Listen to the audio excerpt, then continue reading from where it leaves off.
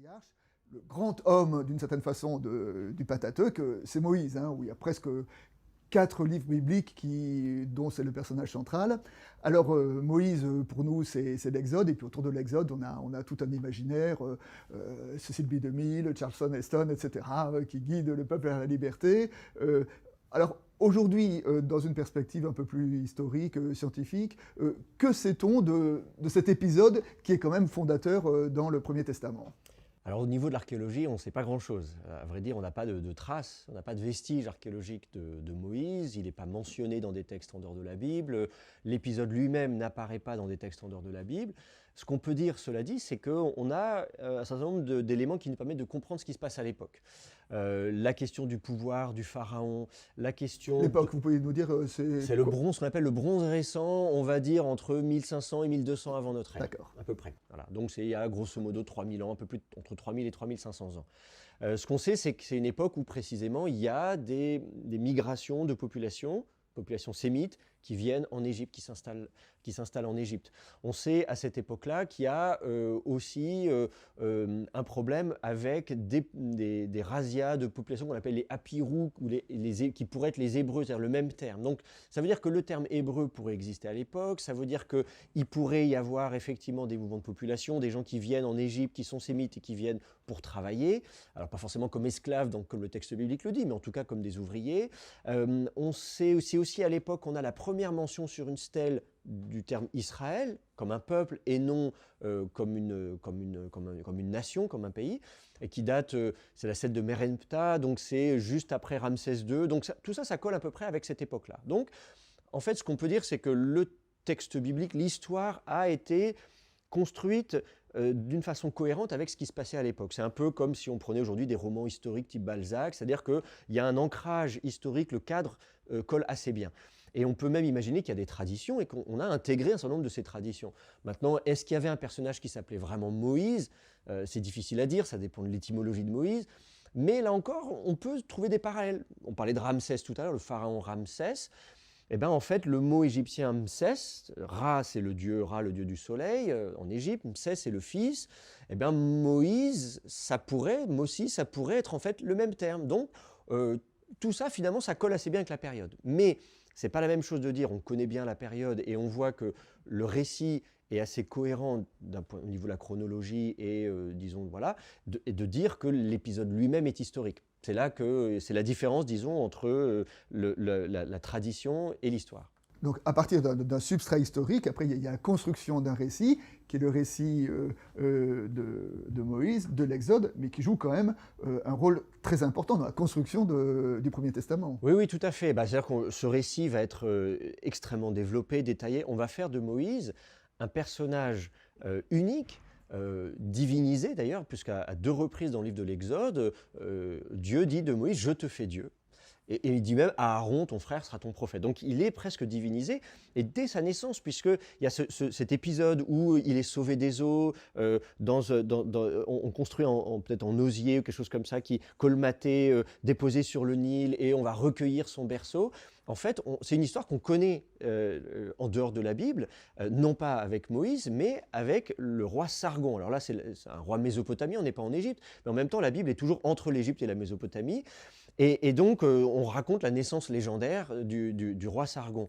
Et c'est intéressant, cette légende, on vient d'une certaine manière l'attribuer à Moïse, ce qui veut dire que pour les Hébreux, pour le peuple d'Israël, leur Sargon à eux, leur pharaon à eux, eh bien, c'est Moïse. Mais pourtant, Moïse est quand même dans ce récit, à la fois c'est ancré dans l'histoire, parce que l'histoire de la naissance de Moïse, c'est aussi l'histoire d'une oppression, d'un tyran qui décide du massacre des enfants, et d'un bébé qui est jeté sur l'eau du Nil un peu par dépit, puis qui est sauvé.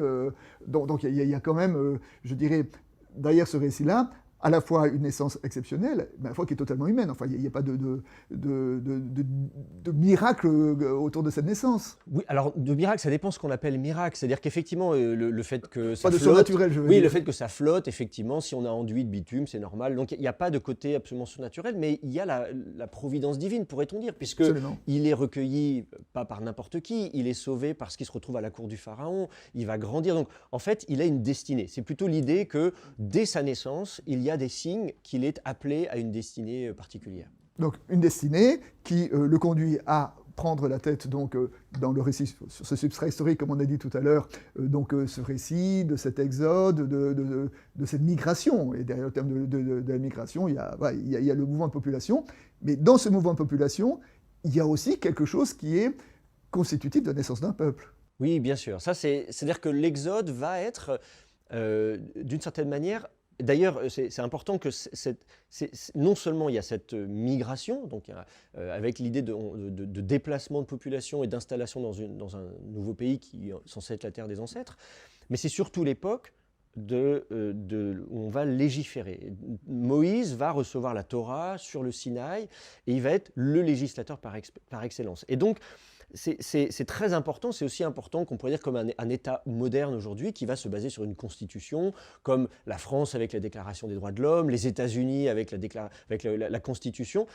Disons que ce corpus de textes va être considéré comme étant la bascule entre des traditions patriarcales, on a des origines, l'origine même peut-être des 12 tribus, tout ça, à l'idée d'une nation qui est structurée, qui va devenir une entité politique, qui va s'autodéterminer.